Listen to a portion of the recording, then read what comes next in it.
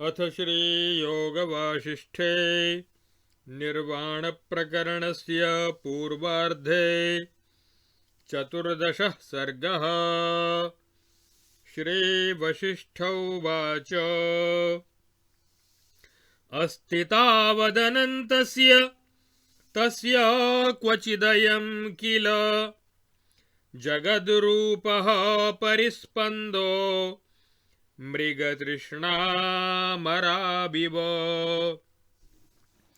तत्र कारणतां यातो ब्रह्मा कमलसम्भवः स्थितः पितामहत्वेन सृष्टभूतभरभ्रमः। तस्याहं मानसः पुत्रो वसिष्ठः श्रेष्ठचेष्टितः। ऋक्षचक्रे ध्रुवधृते निवसामि युगं प्रति। सोऽहं कदाचिदास्थाने स्वर्गे तिष्ठन् शतक्रतोः श्रुतवान् नारदादिभ्यः कथां सुचिरजीविनाम्।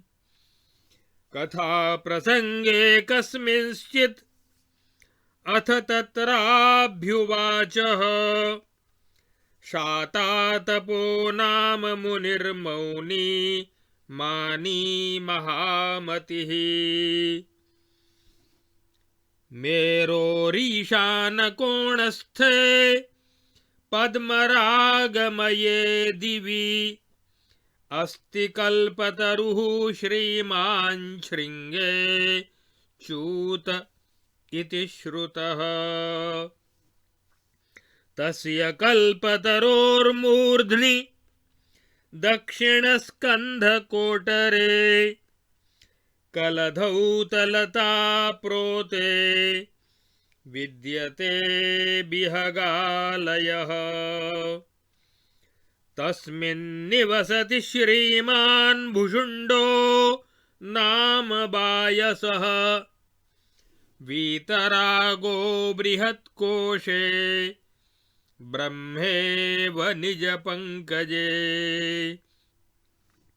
स यथा जगतां कोशे जीवतीह सुराश्चिरम् चिरं जीवी तथा स्वर्गे न भूतो न भविष्यति। स दीर्घायुः स नीरागः स श्रीमान् स महामतिः। स विश्रान्तमतिः शान्तः स कान्तः कालकोविदः।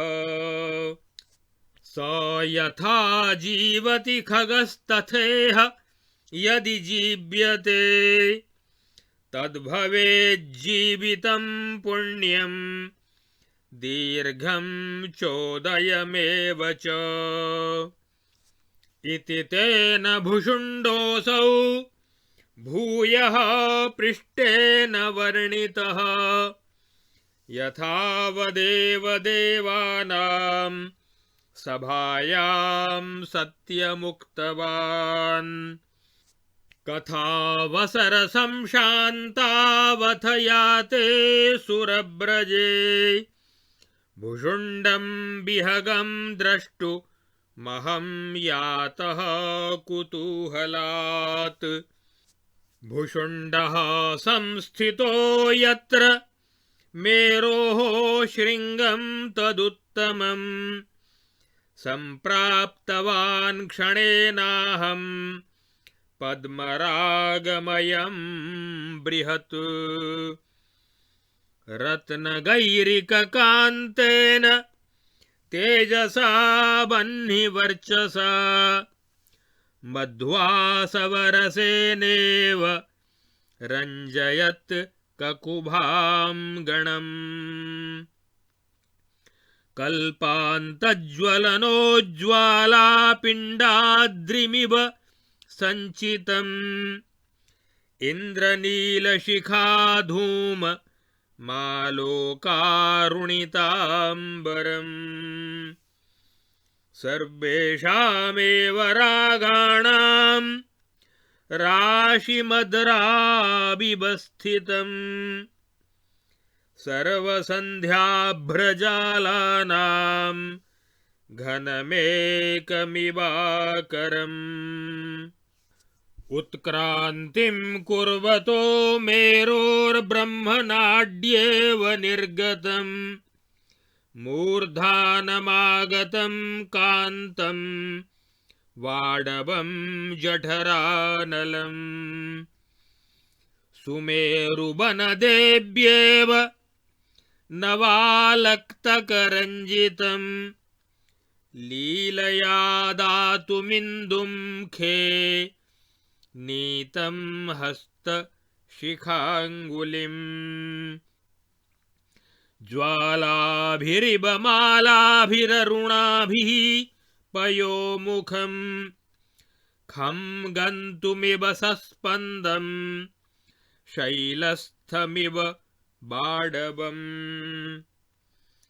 ताराः स्प्रष्टुमिवाकाशमङ्गुलीभिरिव त्रिभिः कचदंशुनखाग्राभिः परिचुम्बदिवोन्नतम्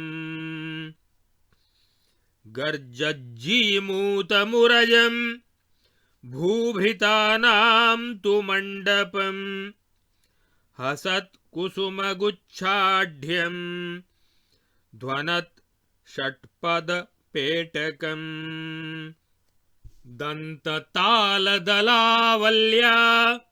परिहासादिव स्फुरत् दोलालोलाप्सरो बृन्द मुदारमदमन्मथम् शिलाभिश्रान्तविबुधो मिथुनाश्रितकन्दरम् वरांवराजिनं शुभ्र गङ्गायज्ञोपवीति च तापसं पिङ्गलमिव वेणुदण्डधरं स्थितं गङ्गानिर्झरनिर्हादि लतागृहगतामरम् गन्धर्वगीतसुभग मामोदमधुरानिलम् फुल्लहेमाम्बुजोत्तंसं तारारत्नविभूषितम् व्योम्नः पारमिव प्राप्तम् पिङ्गलं मैरवं शिरः सितहरितपीतपाटल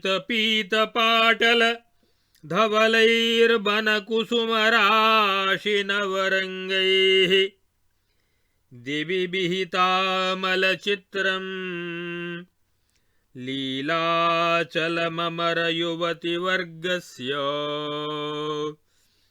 इत्यार्षे श्रीवासिष्ठमहारामायणे वाल्मीकीये देवदूतोक्तमोक्षोपायेषु निर्वाणप्रकरणस्य पूर्वार्धे भुषुण्डोपाख्याने मेरुशिखरवर्णनं नाम 14 सर्गः। अथ 15 सर्गः। श्रीवसिष्ठोवाच कुसुमापूर्णकल्पाभ्रकुन्तले तस्य मूर्धनि कल्पाङ्गमहमद्राक्षं शाखाचक्रमिव स्थितम्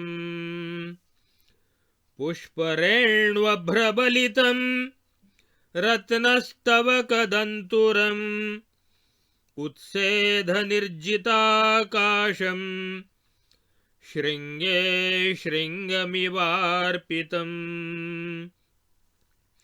ताराद्विगुणपुष्पौघं मेघद्विगुणपल्लवम् रश्मिद्विगुणरेण्वभ्रं तडिद्विगुणमञ्जरीम् स्कन्धेषु किन्नरी गीत द्विगुणभ्रमरस्वनम् दोलालोलाप्सरोलोक द्विगुणीकृतपल्लवम् सिद्धगन्धर्वसङ्घात द्विगुणोत्थविहङ्गमम् रत्नकान्त्यच्छनीहार द्विगुणत्वग्वृतांशुकम् चन्द्रबिम्बसमाश्लेष द्विगुणाङ्गबृहत्फलम् मूलसंलीनकल्पाभ्र द्विगुणीकृतपर्वकम्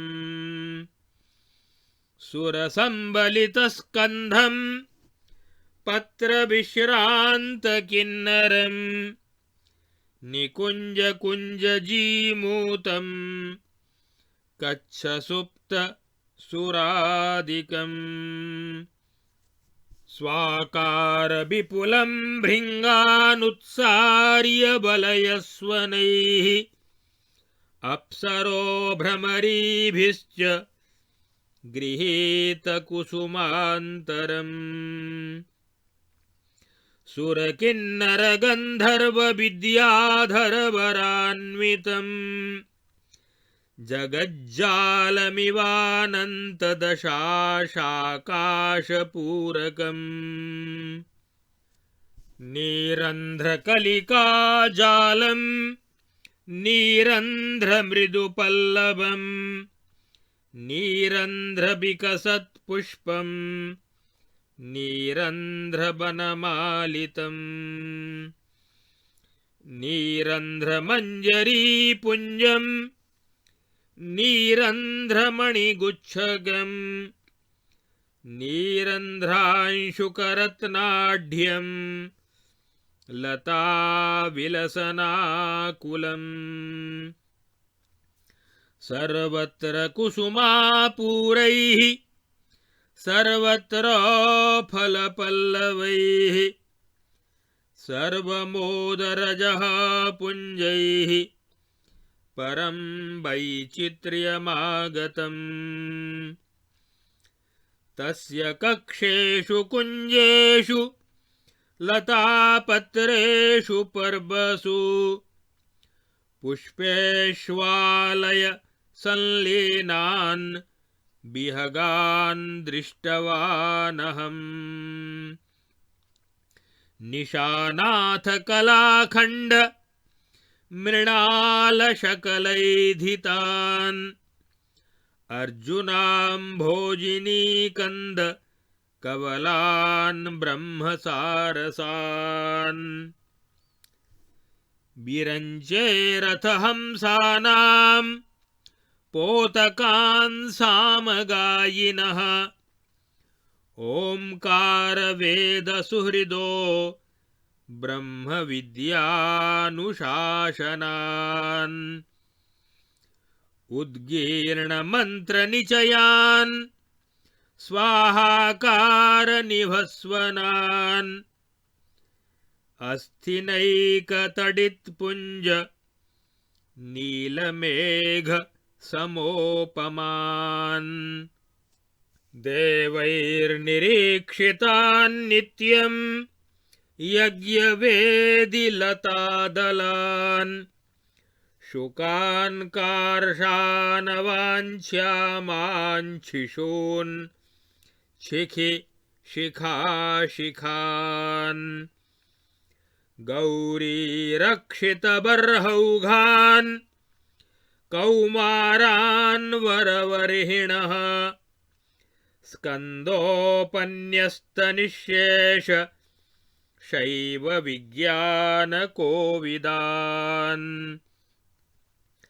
व्योम्नैव जातनष्टानां महतां व्योमपक्षिणां बन्धूनाबद्धनिलयान् क्षरदभ्र समाकृतीन् विरञ्चि हंसजानन्यानन्यानग्नि शुकोद्भवान् कौमारबर्हिजानन्यानन्यानम्बर पक्षिजान् द्वितुण्डांश्च भरद्वाजान् हेमचूडान् विहङ्गमान् कलविङ्कवलान् गृध्रान् कोकिलान् क्रौञ्च कुक्कुटान् भासचाशबलाकादीन्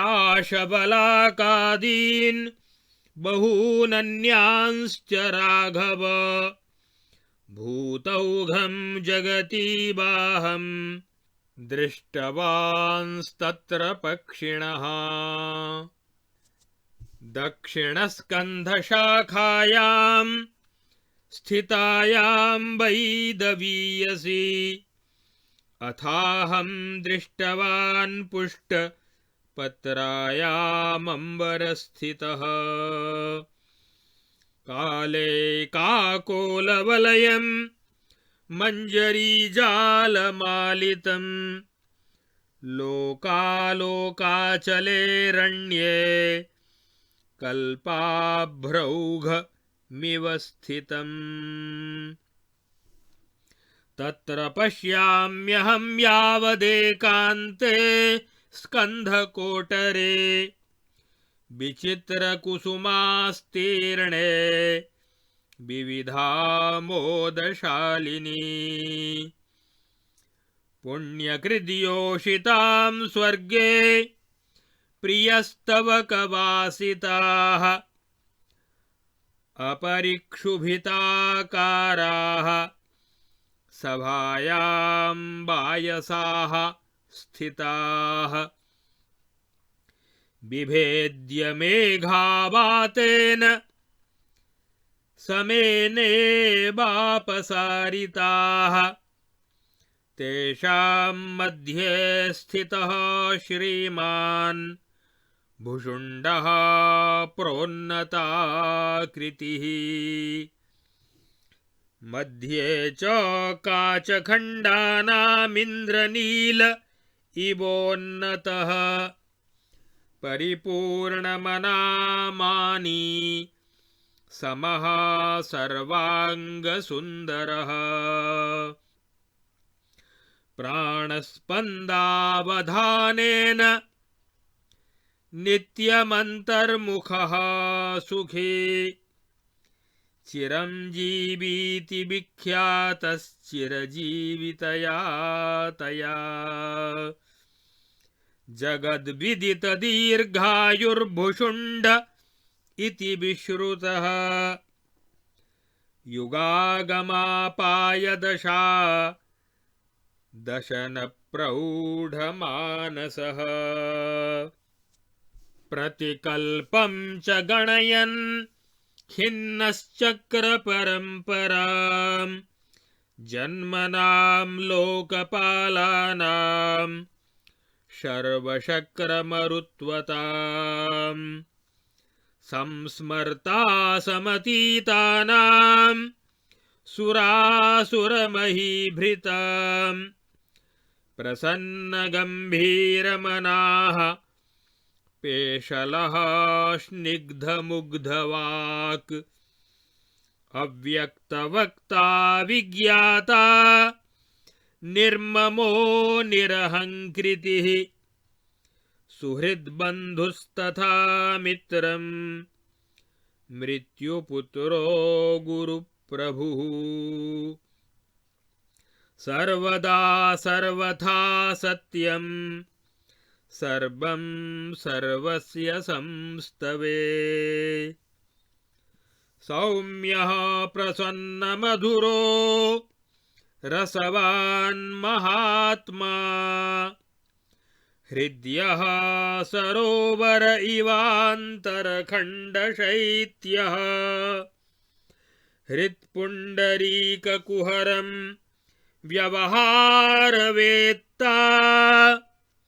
गाम्भीर्यमच्छमजहात् प्रकटाशयश्रीः।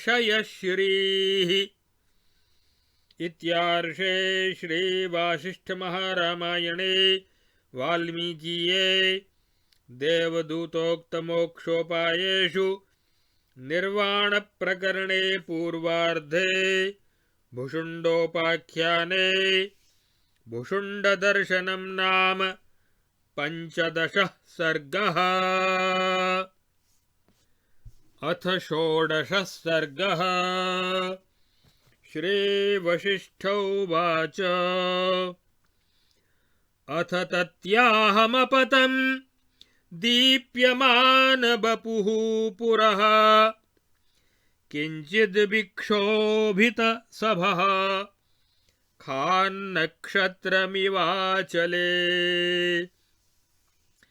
चुक्षोभवायसास्थानं नीलोत्पलसरः समं मत्पातमन्दवातेन भूकम्पेनेव सागरः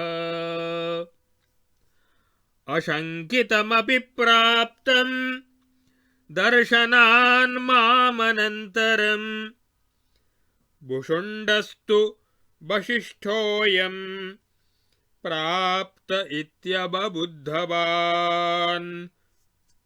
पत्रपुञ्जात् समुत्तस्थौ मेघशाव इवाचलात् हे मुने स्वागतमिति प्रोवाच मधुराक्षरम्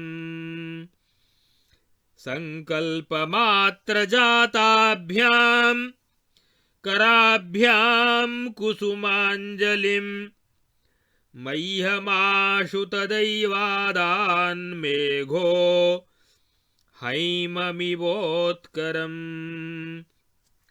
इदमासनमित्युक्त्वा नभं कल्पतरुच्छदम् उपानीतवति त्यक्तभृत्ये वायसनायके भुषुण्ड उत्थिते स्वीयकलापक्षेषु पक्षिषु उपविष्टं मुनिं दृष्ट्वा स्वासनोन्मुखदृष्टिषु समन्तात् खगवृन्देन भुषुण्डेन समं ततः तस्मिन् कल्पलतापुञ्जेऽह्युपविष्टोऽहमासने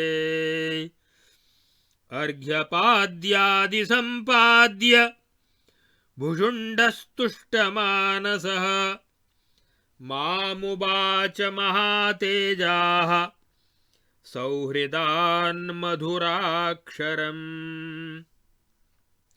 भुषुण्ड उवाच अहो भगवतास्माकं प्रसादो दर्शितश्चिरात् दर्शनामृतसेकेन यत्सिक्ताः सद्रुमा वयम् मत्पुण्यचिरसंभारप्रेरितेन त्वयाधुना मुने मान्यैकमान्येन कुतश्चागमनं कृतम् कच्चिदस्मिन् महामोहे चिरं विहरतस्तव अखण्डितैव समता स्थिता चेतसि पावने किमर्थमद्यागमना क्लेशेनात्मा कदर्थितः वचनश्रवणोत्कानामाज्ञां नो वक्तुमर्हसि त्वत्पाददर्शनादेव सर्वं ज्ञातं मया मुने त्वदागमनपुण्येन वयमायोजितास्त्वया चिरं जीवितचर्याभिर्वयं वः स्मृतिमागताः तेनेदमास्पदं पादैस्त्वं पवित्रितवानयम् ज्ञातत्वदागमोऽप्येवं त्वां पृच्छामीह यन्मुने भवद्वाक्यामृतास्वादवाञ्छितं प्रविजृम्भते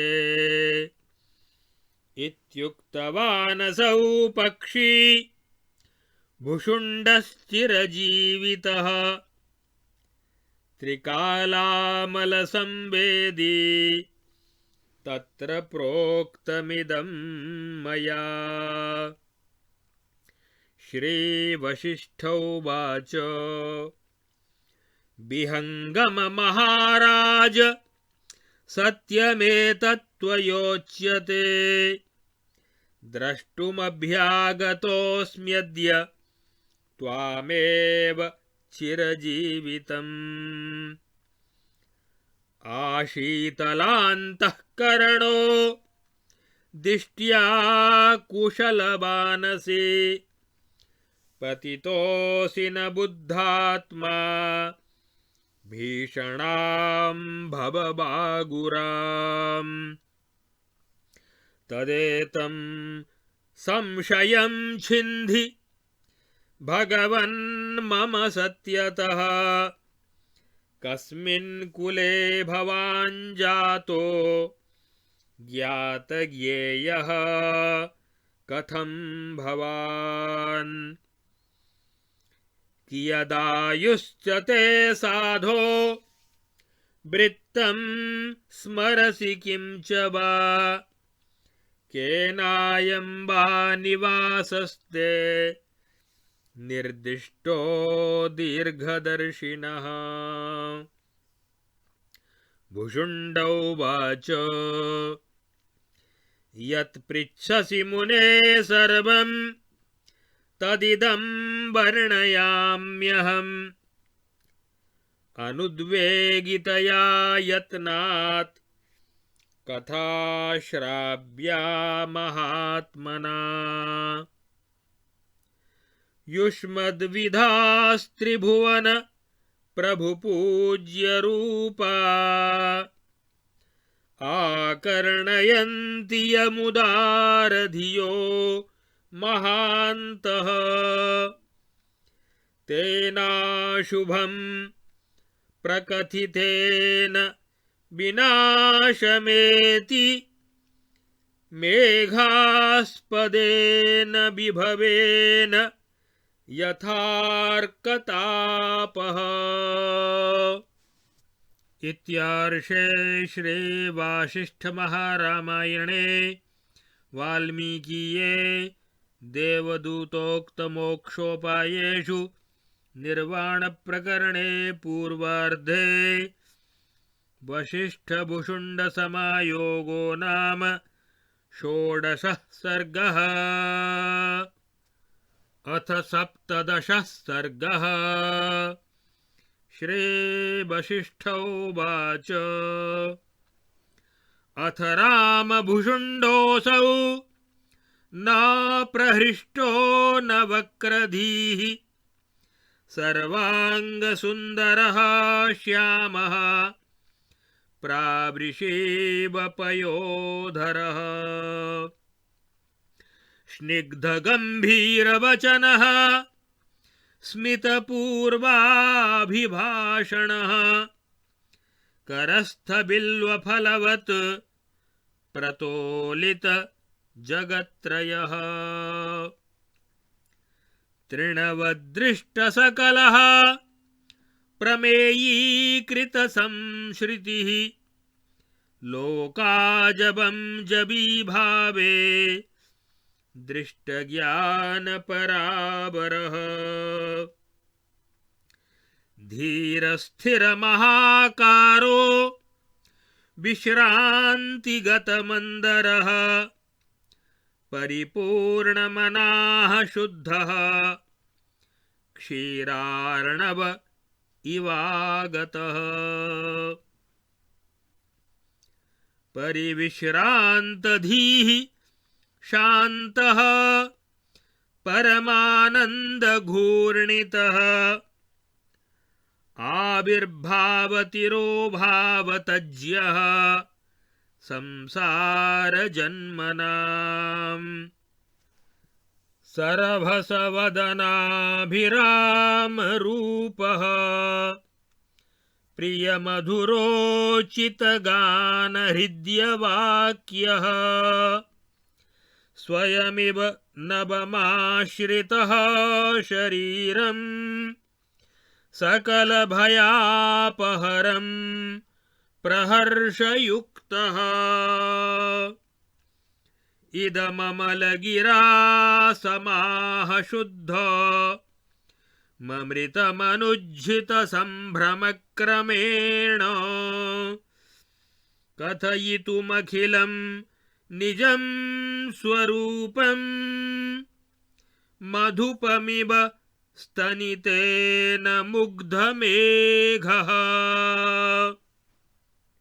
इत्यार्षे श्री वासिष्ठ महारामायणे वाल्मीकीये देवदूतोक्तमोक्षोपायेषु निर्वाण प्रकरणे पूर्वार्धे भुषुण्डोपाख्याने भुषुण्डस्वरूप वर्णनं नाम 17 सर्गः।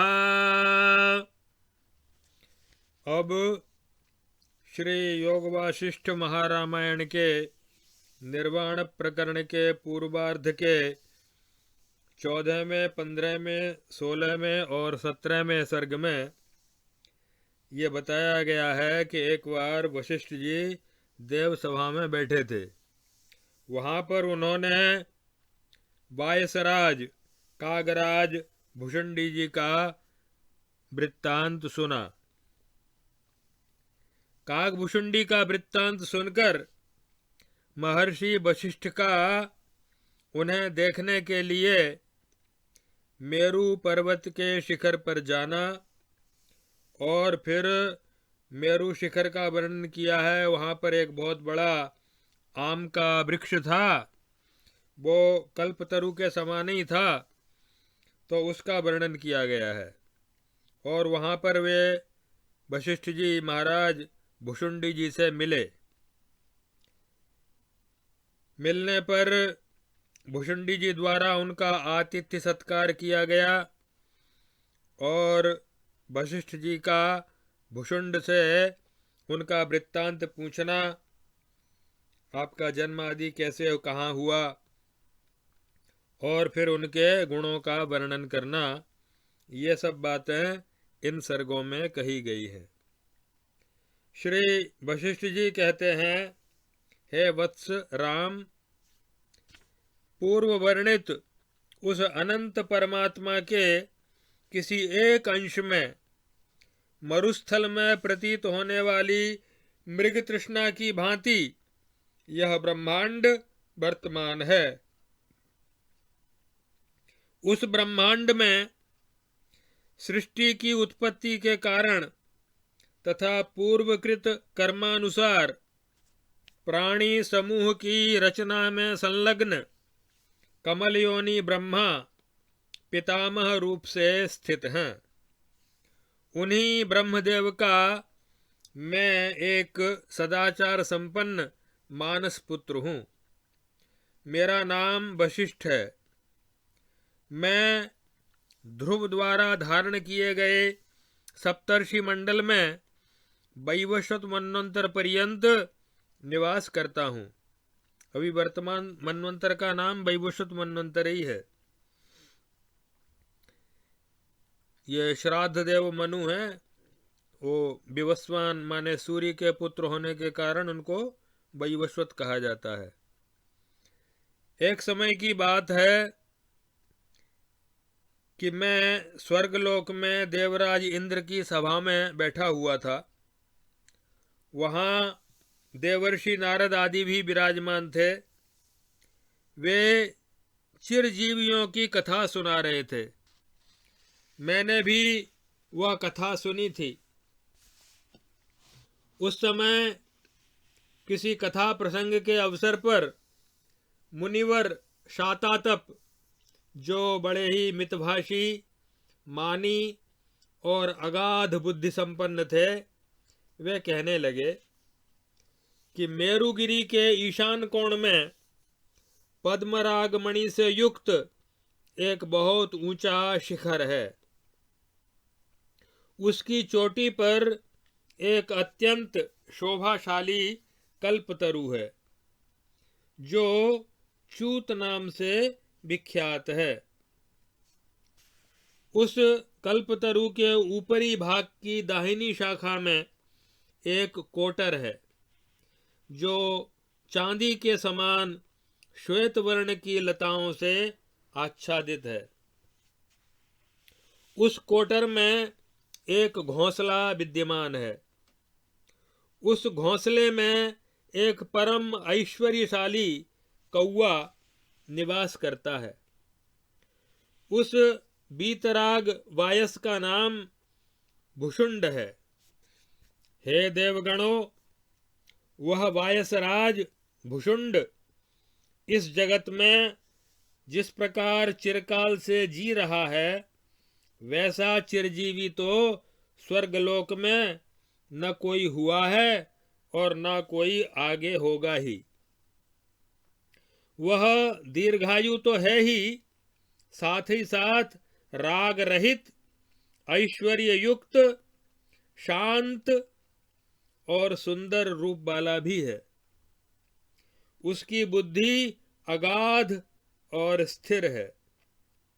वह काल की गति का पूर्ण ज्ञाता है। हे राघव, इस प्रकार जब कथा का समय समाप्त हुआ और सभी देवता अपने अपने वासस्थान को चले गए, तब मैं कुतूहलवश उस भुषुंड पक्षी को देखने के लिए चल पड़ा। फिर तो तुरंत ही मैं मेरुगिरी के उत्तम शिखर पर जा पहुंचा, जहां वह भुषुंड नामक कौवा रहता था। वह विशाल शिखर पद्मराग मणि से निर्मित था। वहां झरते हुए गंगा जी के झरनों के शब्द गूंज रहे थे। उसके लता कुंजों में देवता विराजित थे। गंधर्वों की गीतध्वनि से वह अत्यंत रमणीय लग रहा था और वहां शीतल मंद सुगंध वायु बह रही थी। उसी शिखर पर मैंने च्यूत नामक कल्प वृक्ष को देखा। वह देवता, किन्नर, गंधर्व एवं विद्याधरों से युक्त ब्रह्मांड की तरह विस्तृत, असीम तथा दशों दिशाओं और आकाश को व्याप्त किए हुए था। सब ओर से पुष्पों, फलों और कोमल कोमल पल्लवों से आच्छादित था। उसके पुष्पों से सबको आह्लाद प्रदान करने वाले पराग झड़ रहे थे, जिनसे उसकी अत्यंत विचित्र शोभा हो रही थी।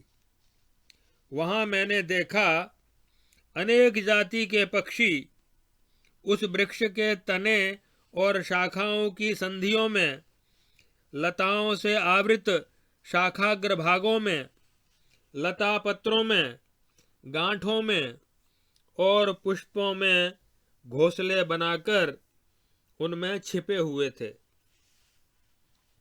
वहां मैंने ओमकार और वेद के मित्रभूत ब्रह्मा के वाहन हंसों के बच्चों को भी देखा, जिन्हें ब्रह्म विद्या की विधिवत शिक्षा प्राप्त हो चुकी थी एवं जो सामवेद का गान करने वाले थे। तत्पश्चात मैंने अग्निदेव के वाहन शुकों को, तोतों को देखा। उनके शरीर का रंग शंख, विद्युत पुंज और नील मेघ के समान था तथा कोई कोई यज्ञ वेदियों पर बिछाए गए हरित वर्ण के कुशलताओं के दलों की भांति हरे रंग के भी थे। देवगण सदा उनका दर्शन करते थे। वे मंत्रों का उच्चारण कर रहे थे। उनकी बोली स्वाहाकार जैसी जान पड़ती थी। वहां मयूरों के बच्चे भी थे, जिनकी शिखाएं अग्निशिखा जैसी उद्दीप्त थीं, जिनके पर जगत जननी पार्वती अपने जूड़े में बांधने के लिए संभाल कर रखती थीं, तथा जो स्कंद द्वारा विस्तारित शिव संबंधी संपूर्ण विज्ञानों के विशेष जानकार थे।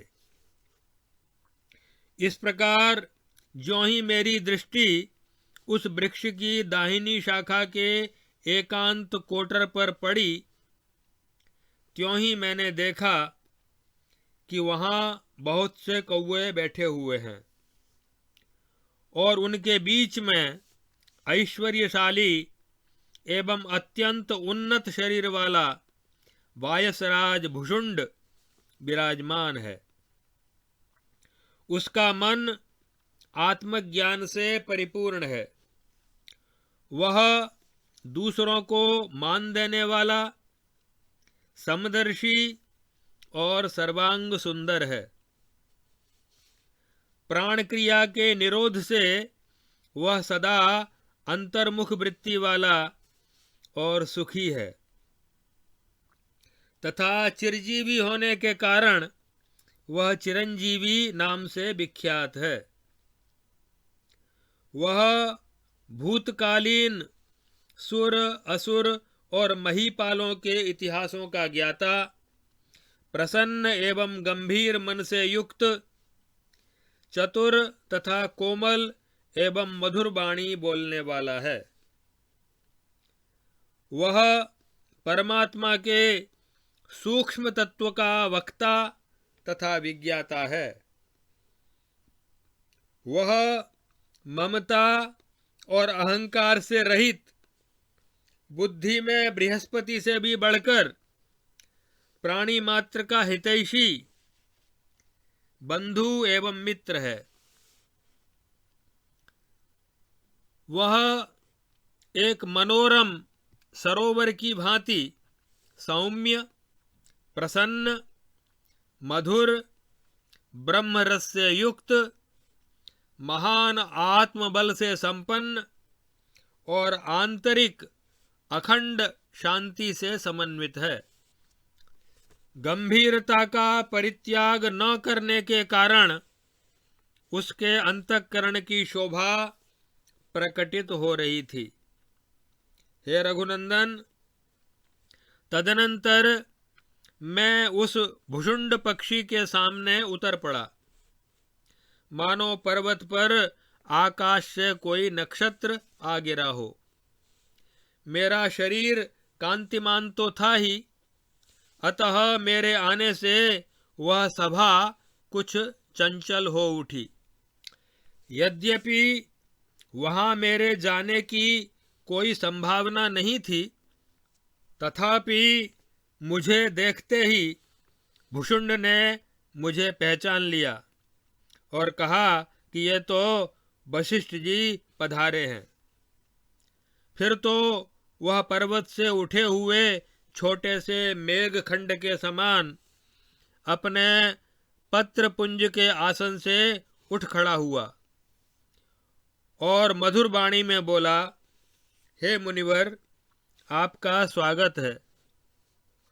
तत्पश्चात उसने आसन, अर्घ्य और पाद्य आदि देकर मेरा सत्कार किया। उस समय उस महान तेजस्वी भुषुंड का मन परम प्रसन्न था। उसने सौहार्दवश मधुर वाणी में मुझसे कहना आरंभ किया। भुषुंड बोला, हे मुने, बड़े सौभाग्य की बात है कि चिरकाल के पश्चात आज आपने हम लोगों पर महान अनुग्रह किया है, क्योंकि आपके दर्शनामृत के सिंचन से सिक्त होकर आज हम लोग पुण्य वृक्ष सरीखे परम पवित्र हो गए। हे मुनिवर, आप तो माननीयों के भी मान्य हैं। इस समय जो आपने मुझे दर्शन दिया है, इसमें चिरकाल से संचित मेरी पुण्य राशि की प्रेरणा ही कारण जान पड़ती है।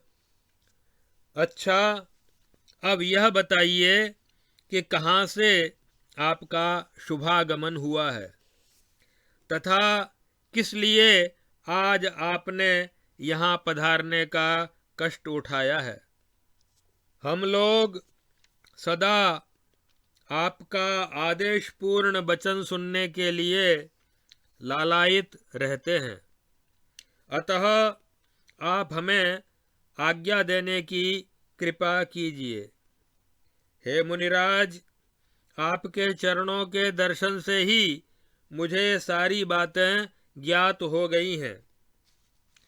आपने अपने शुभागमन के पुण्य से हम लोगों को संयुक्त कर दिया है। बात यह है कि इंद्र सभा में चिरजीवियों के विषय में चर्चा हो रही थी। उसी प्रसंग में आपको हमारा स्मरण हो आया। इसी कारण आपने अपने चरणों से इस स्थान को तथा मुझे भी पवित्र बनाया है। हे मुनिश्रेष्ठ, इस प्रकार यद्यपि आपके आगमन का प्रयोजन मुझे ज्ञात हो गया है, फिर भी जो मैं आपसे पूछ रहा हूँ, इसका कारण यह है कि आपके वचनामृत के रसास्वाद की वांछा उत्तरोत्तर बढ़ती ही जा रही है। हे श्री राम, तीनों कालों का निर्मल ज्ञान रखने वाले उस चिरजीवी पक्षी भुषुंड ने जब इस प्रकार पूछा, तब मैंने उसे इस प्रकार उत्तर दिया। श्री वशिष्ठ जी ने कहा, हे पक्षियों के सरदार, तुम जो कुछ कह रहे हो वह बिल्कुल सत्य है। आज मैं तुम चिरजीवी को देखने के लिए ही यहाँ आया हूँ। सौभाग्य की बात है कि तुम्हारा अंतःकरण पूर्णतया शांत है। तुम सकुशल हो और परमात्म ज्ञान से संपन्न होने के कारण इस भीषण जगत जाल में भी नहीं फंसे हो। परंतु ऐश्वर्यशाली बायसराज, मेरे मन में एक संदेह है। उसे तुम अपने यथार्थ वचनों द्वारा दूर करो। वह संशय यह है कि तुम किस कुल में उत्पन्न हुए हो, किस प्रकार तुम्हें ज्ञेय तत्व का ज्ञान प्राप्त हुआ है और तुम्हारी आयु कितनी है। तुम्हें अपना कौन सा वृत्तांत अर्थात किस कल्प का चरित्र याद है। किस महानुभाव ने तुम जैसे दीर्घदर्शी के लिए यह निवास स्थान निश्चित किया है। हे श्री राम, वह भुषुंड न तो अभीष्ट लाभ से प्रसन्न ही होता था और न तो उसकी बुद्धि ही क्रूर थी। उसके सभी अंग सुंदर थे तथा शरीर का वर्ण वर्षाकालीन मेघ के सदृश श्याम था। उसके वचन स्नेहपूर्ण और गंभीर होते थे। वह हमेशा मुस्करा कर ही बोलता था।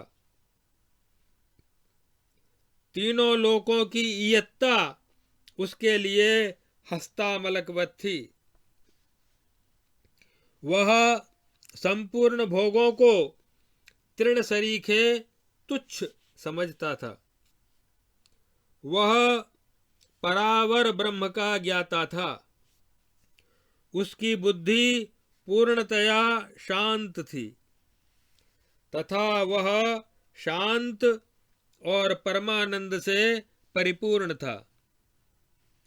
उसके वाक्य प्रिय और मधुर, अतएव सुनने योग्य तथा वीणा के गान की भांति मनोहर थे।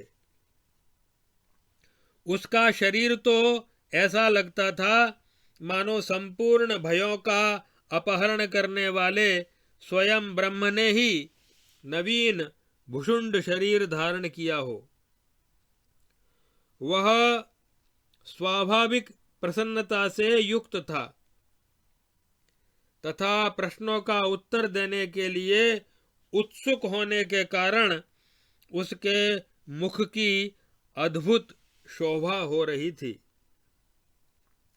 इस प्रकार उस बायसराज भुषुंड ने शुद्ध अमृतमय तथा क्रमबद्ध रूप से निर्मल वाणी द्वारा अपना संपूर्ण वृत्तांत मुझसे कहना आरंभ किया।